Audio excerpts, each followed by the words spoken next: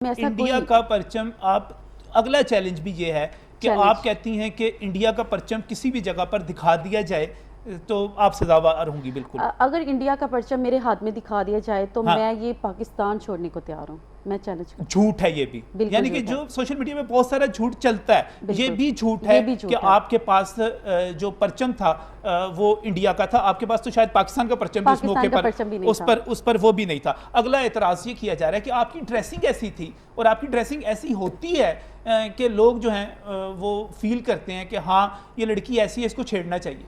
Sir देखिए, शलवार कमीज़ मेरा कौमी लिबास है। अगर शलवार कमीज़ पहनने से इतना बड़ा इशू हो सकता है तो मेरे ख्याल से पाकिस्तान से कौमी लिबास ख़त्म कर देना चाहिए। आपने जो लिबास पहना हुआ है वो एक और चैलेंज है कि जो आपने वहाँ पर जो लिबास पहना हुआ है वो कौमी लिबास है। कौमी लिबास है, प्रॉपर शलवार कमीज़ है और इसके अलावा प्रॉपर मैंने दुपट्टा लिया हुआ है, उसको कवर किया हुआ है। बल्कि अगर गौर से वीडियोस को देखा जाए, अगली बात ये की जा रही है कि 14 अगस्त का वाक़या है, FIR 18 अगस्त को हो रही है, ये 4 दिन आपने खामोशी से गुजार दिए, क्यों गुजार दिए? सर 14 अगस्त को जिस रात ये वाक़या हुआ है, समझिए कि एक औरत के लिए एक इज़्ज़त से बढ़ के कुछ भी नहीं होता। जब इतना बड़ा हादसा मेरे अंदर बहुत ज़्यादा आप मेरा दिल नहीं देख सकते, मेरा दिल फट चुका हुआ था उस मामले के बाद। मैंने प्रॉपर प्लान किया, यहाँ तो मैं अपनी इज़्ज़त के मारे मर जाऊँ। मैं रियासत मदीना की बेटी हूँ, मैं नहीं चाहती थी मेरे पाकिस्तानी कौम पर उंगली उठे। उस डर की वजह से मैंने सोचा मैं मर जाती हूँ, किसी को पता भी नहीं चलेगा। और उस खौफ, उस डर की वजह से मैं घर में बैठ गई। हालांकि मुझे ऑप्शंस भी दिया गया था कि बेटा आपने कोई कार्रवाई करवानी है या नहीं, तो मैंने खुद ही कहा था कि मैं कोई कार्रवाई नहीं करवाना चाहती, सिर्फ इज़्ज़त की खातिर, क्योंकि मेरे वालिदैन हम मिडिल क्लास फैमिली से हैं। और आप बिलीव करें कि हम लड़कियां इज़्ज़त के मारे बात को यहाँ तो छुपा देती हैं या मर जाती हैं। और बस उसके बाद आपने पुलिस से ये भी दरख्वास्त की अभी कि मामला रोक दिया जाए, मज़ीद कुछ कार्रवाई नहीं करना चाहती, ये दुरुस्त है? ऐसे तो नहीं कहा था कि कार्रवाई रोक दी जाए, लेकिन मैंने खुद ये एक्सेप्ट किया था कि मैं नहीं करना चाहती अभी, क्योंकि मैं उस वक़्त मुझे यही थोड़ा सा समझ लें कि मेरी एक नई ज़िंदगी जब शुरू थी, मतलब मैं दोबारा ज़िंदगी मुझे मिली, तो उस खुशी में और गमी में मुझे अपने आप का समझ ही नहीं आ रही थी मैं क्या करूं। और मैंने कहा, बड़ा तकलीफ दे सवाल है, टिकटॉक पे जो भी होते हैं, रैम्बो बैठा हुआ है यहाँ पे, मकसद क्या होता है? शोहरत होता है, फॉलोअर्स होते हैं। आपको इतनी शोहरत मिली, प्राइम मिनिस्टर ऑफ पाकिस्तान ने आपके लिए फ़ोन किया, वज़ीर आला आपके लिए मीटिंग्स कर रहे हैं, पुलिस के यहाँ से DIG तक के अफसरान यहाँ पर उड़ा दिए गए हैं ओहदों से, शोहरत मिल गई आपको? देखिए, मैं शोहरत के लिए तो बिल्कुल भी नहीं सोचा भी नहीं था और ना मेरी ये ख्वाहिश है। और अगर ऐसी शोहरत अगर किसी को मिलती है तो खुदा किसी बेटी को ऐसी शोहरत ना दे। मुझे ऐसी शोहरत नहीं चाहिए। बस पता होता है कि मैं कहता हूँ जहाँ पे 4 बंदे गलत काम करने लगे ना तो उनको रोकने के लिए 10 आ जाते हैं, 12 आ जाते हैं, 15 हो जाते हैं, हमेशा ये होता है। लेकिन आयशा आपकी वीडियो में ऐसा कुछ नहीं हुआ। देखिए, अगर 400 लोग मुझे टॉर्चर कर रहे थे ना तो उनमें से मुझे कुछ बचाने वाले भी थे। देखिए, मर्द जो है ना मेरे मुहाफिज हैं, मेरा बाप, मेरा भाई। और मुझे लगा कि मैं जिस बाबा के साथ उंगली पकड़कर बचपन से यादगार जाती हूँ, जिस भाई के कंधे पे सर रखकर अटकेलियाँ करती हुई यादगार जाती रही हूँ, तो मुझे लगा सब मेरे भाई हैं, बाप हैं। मुझे ये नहीं पता था कि मैंने इतना खुश थी, मैं जिस यादगार के साए के तले पाकिस्तान जिसकी बुनियाद पर रखा गया, पाकिस्तान जिसकी बुनियाद पर रखा गया, नाम रखा गया, उस जिसका मतलब है ला इलाहा इल्लल्लाह मुहम्मद रसूलुल्लाह, उस मैं तो इसी शौक़ से, इसी खुशी में वहाँ पर गई थी। एक नया ड्रेस बनाया, शलवार कमीज़ बनाई और मैचिंग हर चीज़ पहनी, 14 अगस्त को एंजॉय करने गई थी। मुझे ये नहीं पता था कि मुझे वहाँ पे लोग नोच डालेंगे। जो कपड़ा मैंने अपनी पिक्चर नहीं अभी तक खुद देखी, वो कपड़े मेरे रहे ही नहीं मेरे ऊपर, वो कपड़े मैं देखना नसीब नहीं हुआ। एक और तकलीफ दे सवाल ये है कि जो कुछ हुआ वो रैम्बो ने डिज़ाइन किया था, उसने प्लान किया था। ये जो कुछ हुआ ये रैम्बो का किया हुआ था। रैम्बो के साथ आपका कब से है ताल्लुक, क्या ताल्लुक है, कब से है, क्या प्लानिंग आप समझती हैं कि रैम्बो की थी? एक्चुअली रैम्बो जो है मेरे छोटे भाइयों की तरह। हम टिकटॉक पे 2.5 साल से 2 साल से एक साथ वर्क कर रहे हैं। हम जब भी ट्रेंड लेकर आते हैं टिकटॉक पे वो बहुत वायरल होता है। अभी लास्ट टाइम हमारा एक फ़नी ट्रेंड चला है, वो पूरे पाकिस्तान में फेमस हुआ है और उसकी वजह से कुछ लोग हमारे हेटर्स भी बने, लवर भी बने, कुछ लोगों ने बहुत अप्रिशिएट किया। उस ट्रेंड की वजह से हमारी वीडियोस 10-10 मिलियंस पर भी गई हैं और देखा जाए तो ये बंदा 2 साल से मेरे साथ है, ये मेरे छोटे भाइयों की तरह है, हम कपल शूट भी करते हैं। ये नहीं कि मैं उसे भाई बोल रही हूँ तो मैं उसके शोल्डर पे हाथ भी रखा हुआ है और भाई भी बोल रही हूँ।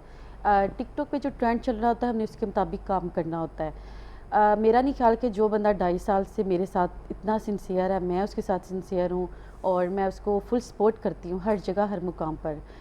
ही belongs to be a very poor family लेकिन अच्छा टैलेंटेड लड़का है, और इसके बहुत फॉलोअर्स देख रहा था जी, अच्छे।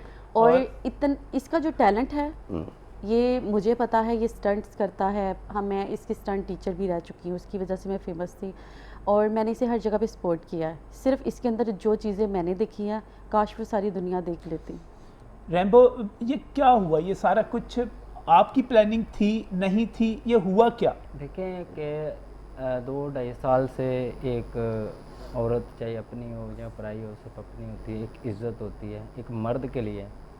और मैंने जितना मुझे सपोर्ट किया आयशा मैडम ने और जितना हम मिलके काम कर चुके हैं या करते रहे हैं साथ, तो मेरे लिए ये पहली बात है कि शर्म की बात है कि हम वहाँ पे जब गए थे अपनी एक खुशी इज़हार करने के लिए 14 अगस्त वाले दिन, तो आगे कभी सोचा नहीं था कि ये हमारे साथ ऐसा होगा कि इस तरह से वाक़या पेश आएंगे। हालांकि हमारे जाने से पहले एक वाक़या हो चुका था, ये पहले से वहाँ पे माशरा छिड़ा हुआ था इस तरह का, लेकिन अच्छा। इस चीज़ का हमें पता नहीं था। वहाँ पे 2 लड़कियाँ पहले फंसी हुई थी, वो निकल गई, ऊपर से हमारी एंट्री हो गई, लेकिन इस चीज़ का हमें पता नहीं था। मैं और मेरे कुछ दोस्त थे, मैं हमारी टीम के मेंबर हैं, वो पहले से वहाँ पे खड़े थे जब हम गए। तो एंटर हुए, थोड़ा सा गए तो तकरीबन 100-150 बंदा जमा इकट्ठा हुआ। तो मुझे इन्होंने बोला कि हम वापस चलते हैं, रश पड़ रहा है। मैंने बोला ठीक है, रश ज़्यादा हो रहा है, हम वापस जाते हैं। हम वापस आए, आते आते कम 500 लोग जमा हो गए। उन्होंने हमें धकेलना शुरू कर दिया। हम मीनार पाकिस्तान की दीवार जो आसपास जंगला लगा उसके पास जाके फंस गए। सिक्योरिटी गार्ड वाले ने हमें वो अंदर कर लिया कि हम दोनों को, हम अंदर चले गए, वहाँ पे हम अकेले हो गए थे बिल्कुल। फिर वो लोग जितने भी थे वो दीवारें वो ऊपर से छलांगे लगा के दीवारें तोड़ के वो अंदर आ गए। उन्होंने हमारे ऊपर ऐसे ही कोई इधर से आ रहा है कोई इधर से आ रहा है, जानबूझ के धक्के दे रहा है। बेसिकली ज़्यादातर उसमें पठान लोग थे और हमारे 3 बंदे हम अपने अंदर थे, बाकी हमारी टीम के बंदे बाहर ही रह गए थे। वो जितना हो सका हमसे, जितना हो सका हमने किया, जितना हो सका। लोगों को जानते थे आप, जो लोग वहाँ पे हमला कर रहे थे, जो आ रहे थे? नहीं, उनको अगर वो सामने हो तो उनको मैं पहचान सकता हूँ। पहले से नहीं जानते? पहले से मैं उनको नहीं, ये हो सकता है ना, क्योंकि अच्छा फॉलोअर होता है, कोई बार बार कमेंट करने वाला होता है, उसको पता होता है आप आ रहे हैं वहाँ पर, नहीं आपके बताने पे आ जाता है, इस किस्म की कोई चीज़? ऐसा बिल्कुल कोई भी नहीं था। कमेंटों की बात हो तो मैंने कभी पढ़ा ही नहीं, क्योंकि मुझे पढ़ना ही नहीं आता ना लिखना आता है। अगर कुछ चीज़ लिखवानी हो तो वो मैडम ही लिखती है, बस आप सिर्फ परफॉर्म करते हैं? मैं सिर्फ परफॉर्म करता हूँ। सही। हाँ, और या फिर कोई ट्रेंड हमारा होता है तो नया लेकर आता हूँ। और मेरे प्लान की बात तो मैं कहता हूँ कि मैंने नमक खाया है, मेरे सर पे इन्होंने हाथ रखा है, फैमिली तक आना जाना है, और मैंने शुरू से हिफाजत की है इनकी। शुरू से मैंने करीब 1.5 घंटा लड़ता रहूँ इनको बचाने में। जब बेबस हो गया था, कोई हाथ पाँव नहीं चल रहा था, कोई बचाने वाला ही नहीं था, और कुछ लोग हमें बचा भी रहे थे, टॉर्चर भी कर रहे थे। मैडम 2 दफ़ा बेहोश हुई, मैं 1 दफ़ा होया, फिर मैं सिक्योरिटी की तरफ भागा, 15 पे कॉल की, 15-20 कॉलें की, 2 कॉल मेरी अटेंड हुई हैं। उन्होंने बोला कि आ रहे हैं, लेकिन नहीं वो आए होंगे, लेट होंगे, क्योंकि रश बहुत ज़्यादा था। निकल क्यों नहीं गए?